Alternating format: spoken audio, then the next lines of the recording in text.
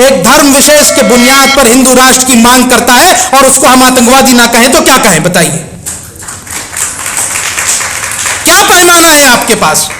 सिर्फ इसलिए कि बहुसंख्यकवाद की मानसिकता है आपके पास।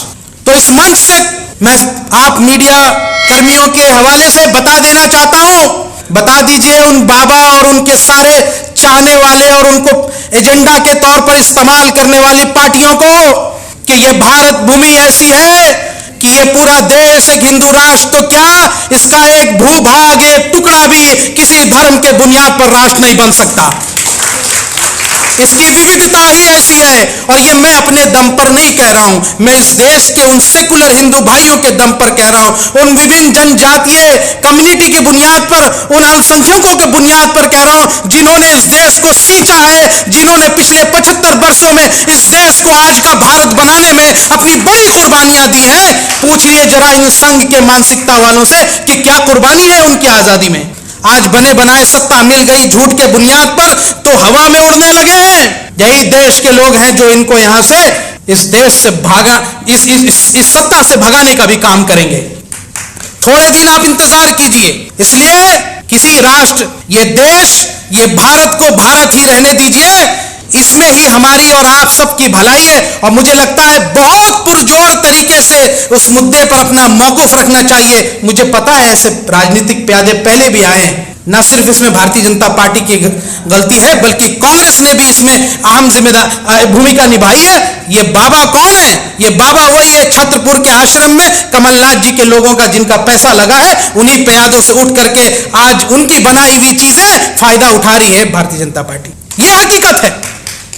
आप पता कर लीजिए मीडिया के लोगों से। जुनैद और नासिर के जब हत्याकांड हुई तो हम राजस्थान में हम लोग गए, पूरी टीम गई और हमने उस पर आंदोलन किए, हमने इसमें इंसाफ की मांग की, गुहार की। तो जिसके खाकी निक्कर जो पहन के आज भी कांग्रेस के अंदर बैठे हैं, उन्होंने हम पर केस लगवा दिए।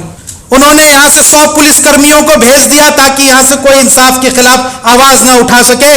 लेकिन आज भी हम मांग करते हैं कि आप भाजपा शासित राज्यों में जब कोई घटना घटती है तो पूरी तरीके से आवाज उठते हैं, जब कांग्रेस शासित राज्य में कोई घटना घटी तो आप इंसाफ की मांग करने वालों को ही जेल में डाल दिए। ये कौन सी नैतिकता का पैमाना है? इसलिए जो सत्ता में है और जो सत्ता में नहीं है वो सब भी इक्वली जिम्मेदार हैं आज जो अल्पसंख्यकों का जो हाल हो रहा है। इसलिए इंसाफ के लिए गलत को गलत और सही को सही बोलना चाहिए, पार्टी पॉलिटिक्स से ऊपर उठ करके बोलना चाहिए, और यही काम हम मीडिया में करते हैं।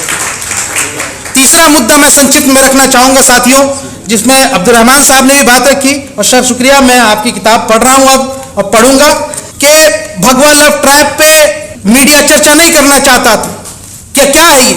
लेकिन पिछले दिनों जब एक चैनल पे हमने इसकी पूरी चर्चा की और हमने सबूत दिखाए कि किस तरीके से राष्ट्रीय बजरंग दल नामक ग्रुप जो है मुसलमान बच्चियों को साजिश में फंसा करके उसकी इज्जत असमत लूट करके बर्बाद करने की प्लानिंग करता है, किस तरीके से इन संगठनों ने यहां से पैसे देने का वादा किया उन लड़कों को, उन कॉलेज यूनिवर्सिटी में पढ़ने वाले लड़कों को, कि तुम अगर मुस्लिम लड़कियों को फंसाओ और इनका धर्म परिवर्तन कराओ तो तुम्हें हम पैसे भी देंगे, सुरक्षा भी देंगे।